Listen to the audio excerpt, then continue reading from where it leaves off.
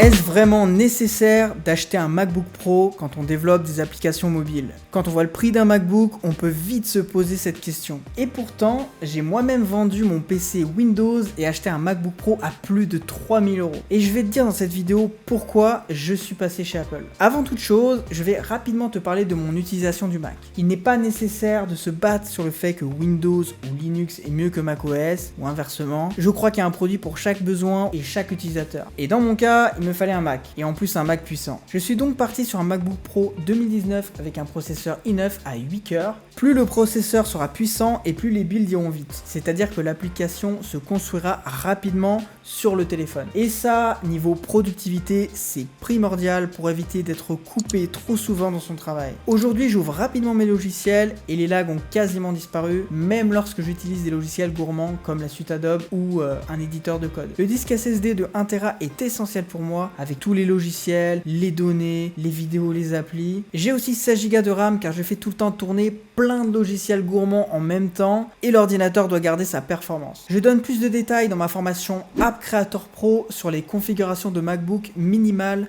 selon moi pour créer des applis. Maintenant que tu en sais plus sur mon utilisation, je vais te dire pourquoi selon moi il faut absolument investir dans un Mac pour développer des applications mobiles. Alors déjà, la première raison et la raison majeure, c'est qu'Apple ne permet pas d'envoyer des applications sur l'App Store sans passer par macOS. Ça paraît donc logique, mais j'ai été fortement étonné de rencontrer des développeurs cross-platform qui n'avaient pas de Mac. Je me suis retrouvé sur un projet à soumettre différentes versions d'une application pour d'autres freelance, car j'étais le seul à avoir un Mac dans toute l'équipe. Ça fait très peu professionnel quand on se dit développeur multiplateforme. Et puis on se prive d'une prestation supplémentaire et donc de chiffre d'affaires, c'est vraiment dommage. Sachant que la plupart des clients, ils veulent que le développeur ait live jusqu'à la mise en ligne sur les stores, puis ça paraît logique. En plus, une application elle peut être refusée par Apple si le code ou les fonctionnalités implémentées ne leur convient pas, et c'est pour ça que la mise en ligne doit être faite par le développeur qui a créé l'application, dans la mesure du possible. La deuxième raison qui est liée à la première, c'est une question de test. Même pour les tests, il faut passer par Xcode pour build son application sur un iPhone. Et celui-ci n'est utilisable que sur macOS. Il faut absolument tester son appli sur plusieurs devices, surtout quand le client demande un design propre à Android et un autre propre à iOS.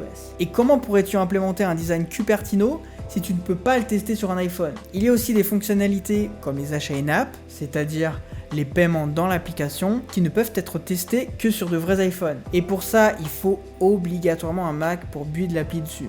Dans ce genre de situation, une question peut vite nous venir à l'esprit. Pourquoi ne pas acheter un MacBook ancien ou bas de gamme à côté de son PC? C'est une solution au début. D'ailleurs, c'est ce que j'ai moi-même fait. J'ai commencé avec un MacBook Pro 2015 à 780 € en reconditionné. C'est un bon moyen de commencer, mais je conseille très vite de prendre un MacBook comme ordinateur principal. Déjà, le fait de devoir passer du PC au Mac me faisait perdre énormément de temps. Même si les applications étaient hébergées sur Git, je devais toujours avoir un code à jour sur les deux ordis. Ça impliquait de push et de pull mon code tout le temps, c'est-à-dire envoyer et récupérer les modifications pour ne pas être sur une ancienne version du code. Il m'arrivait aussi d'avoir besoin d'accéder à des données sur le Mac qui étaient en fait sur le PC. Et c'est vrai qu'on peut passer par un cloud, mais il y a souvent certains fichiers qui peuvent rester en local sur le PC, qui ont été téléchargés ou autre, ou alors il peut y avoir des délais de synchronisation qui font qu'on n'a pas forcément les fichiers à jour sur le Mac ou sur le PC. Autre chose, il faut travailler avec deux ordis sur son bureau. Ça prend de la place et il faut attendre que le Mac s'allume ou le charger s'il manque de batterie, parce qu'on, par exemple, si on l'utilise pas, on pense pas à le charger. Tout ça mis bout à bout me faisait perdre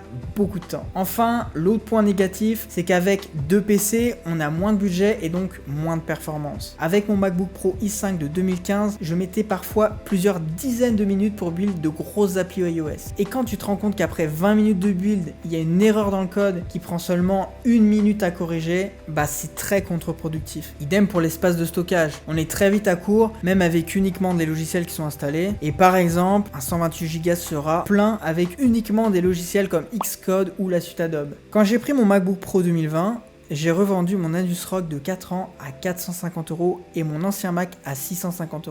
J'ai donc récupéré 1100 € pour réinvestir dans un ordi haut de gamme et performant. Et je vois vraiment la différence. Les logiciels s'ouvrent vite, il rame moins et ça build plus rapidement. Mais alors on peut aussi se poser la question, pourquoi ne pas utiliser un émulateur de macOS? Je vais pas te mentir, j'en ai jamais testé et j'ai seulement entendu quelques avis dessus. J'ai d'abord vu dans des vidéos YouTube que niveau performance, c'était pas très optimal et ça pouvait vite ramer. L'émulateur peut avoir des limites en termes de configuration et utiliser une cascade d'émulateurs, je suis pas très chaud. Imagine un Windows qui émule un macOS, qui émule des iPhones. Le bordel que ça peut être, une cascade d'émulateurs. À moins d'avoir une machine super puissante, je suis pas sûr que ce soit très optimal niveau performance. En plus, ça me semblait un peu chiant à installer, et puis j'avais pas envie de rentrer dans de la bidouille. Je voulais pas être ralenti par ça, avec un émulateur trop lent, pas à jour ou qui serait pénible à installer. Et en plus, je sais pas trop comment ça se passe avec l'App Store, parce qu'ils sont censés reconnaître ton Mac, et du coup avec un émulateur, je sais pas s'il y a des problèmes. Bref, je vais pas m'étaler dessus, mais c'était vraiment pas une solution pour moi. Pour une autre raison qui m'a fait passer sur Mac, on rentre dans quelque chose de plus subjectif, je risque de me faire taper dessus dans les commentaires, c'est pas grave, allez-y, défoulez-vous.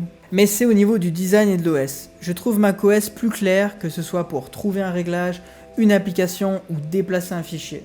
L'interface est très moderne et on n'est pas obligé de suivre un chemin à rallonge pour retrouver son logiciel. Attends, pour retrouver les applications, c'est dans panneau de configuration ou paramètres système. Et puis démarrer, arrêter, c'est vrai que c'est tout à fait logique. Je tacle un peu Windows, mais j'aime l'utiliser comme Mac, j'aime les deux OS, mais sur ces points, c'est vrai que c'est pas forcément tout le temps clair. Après, c'est également une histoire d'habitude. Pour moi, un autre critère important, c'est le design. Souvent, même à des prix élevés, les PC Windows sont encore en plastique. Là, les matériaux sont en métal, ce qui fait très quali et semble mieux évacuer la chaleur. Concernant l'aspect visuel, il me fallait quelque chose de design et moderne, car je fais de la photo et de la vidéo. Mais bon, en tant que développeur, c'est clairement pas un critère essentiel. Même si je trouve quand même important d'apprécier son matériel, car on l'utilise tous les jours. Alors, gros point négatif, le Mac chauffe vite, comme beaucoup de PC portables haut de gamme, mais là quand même c'est un peu gênant. Je recommande vraiment d'utiliser un support pour le surélever, ça empêche le Mac de trop chauffer. Le clavier n'a pas de pad numérique, je trouve ça vraiment dommage pour un ordi de 16 pouces à ce prix.